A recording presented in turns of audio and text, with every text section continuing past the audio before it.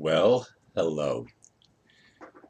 The title for the talk for the 8th of June is Elections Are Nonsense at This Time. My friend Aristo commented on yesterday's video, quote, Ron, I find a constitutional government being installed without elections an oxymoron. Tiny groups don't just determine or declare themselves sovereign leaders and expect everything to change. That's insane, end quote. I find it insane to think that people who have been lied to and misled their entire lives have the ability to make any intelligent, informed choice.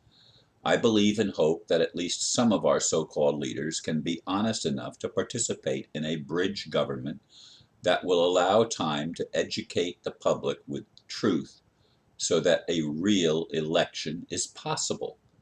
As it has been, elections are just another scam. Besides, our first U.S. government was not elected. They were volunteers with a vision, even though some of them were British plants with a mission to determine that vision and mandate and maintain control. Sorry about all the errors I was making in the reading of that.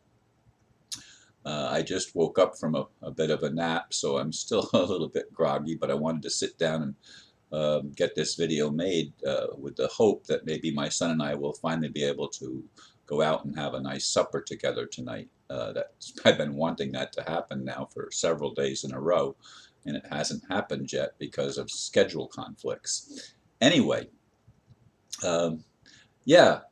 Aristo commented again further after the previous comment and elaborated even more. But I had already written this blurb at the time that I saw that.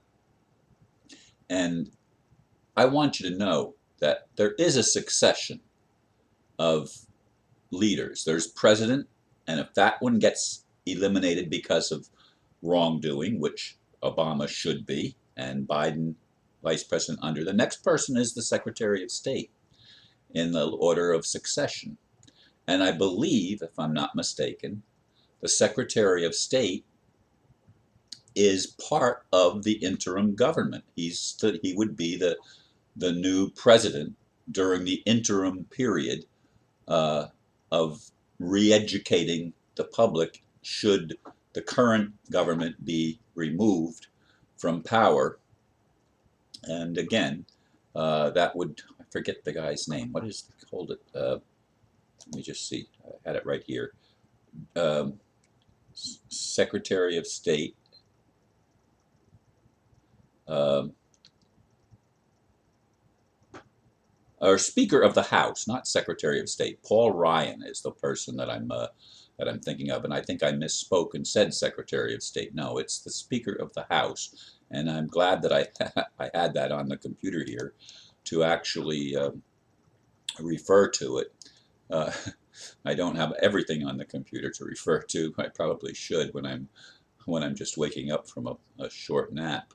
But in any case, there is a line of succession, and if indeed the Speaker of the House would be the next in line, that would be a very good thing,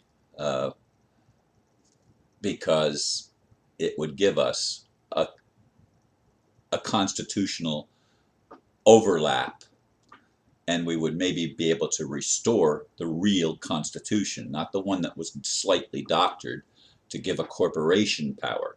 The incorporation of the United States, excuse me, was the criminal act.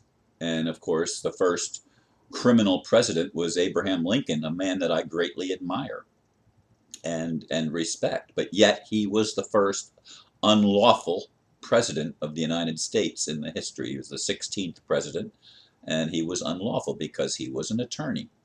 And it was right before that they finally got rid of the original 13th Amendment and superimposed it with another amendment to give freedom to the slaves and stuff like that. But again, the 13th Amendment, the original one, was preventing those that hold titles of nobility from holding public office, period. No, you couldn't be a dog catcher, you couldn't be a mayor, you couldn't be hold any public office at all, local, state, national, nothing, if you held a title of nobility. All bar attorneys hold a title of nobility. That disqualifies every single one of them from holding any public office. And yet bar attorneys hold the vast majority of public offices in the United States. Totally unlawful, totally unconstitutional, and that's the oxymoron. It's not the fact that, installed without somebody being installed without an election is an oxymoron.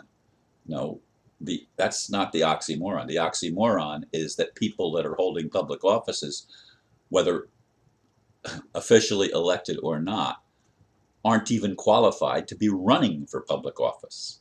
Period. They're not even constitutionally qualified. Now, I don't know how many people understand that, but that's the reality of the United States. Now, I can't speak for other countries because everybody has their own charters and stuff like that they operate under.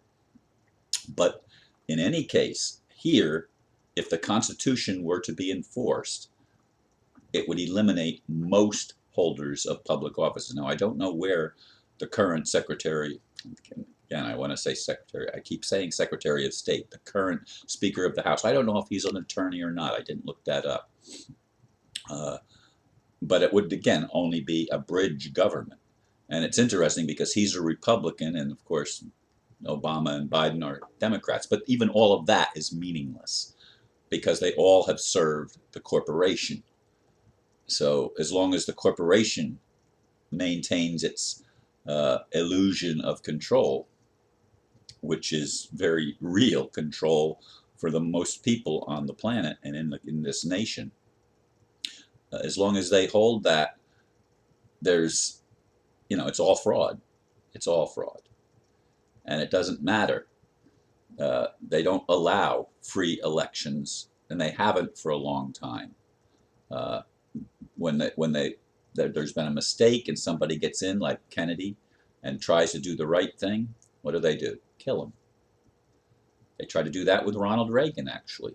They tried to kill him and put him in line, and maybe he was never right after that incident.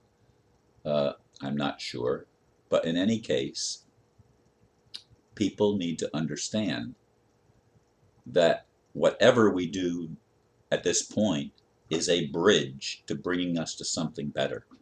And that's the important thing to know, that there are those of us that have a vision of a world that works, of a non-corporatized world that works for the benefit of people, which ultimately then people will work for the benefit of life on the planet, not creating death, not creating destruction, not waging wars, but actually working so that all of humanity can benefit. And as far as resources go, you stop putting the resources into false interest on false debt. You stop putting resources into waging war, and you start putting it into waging peace, and there's no problem too big that we cannot solve and resolve together for the benefit of all.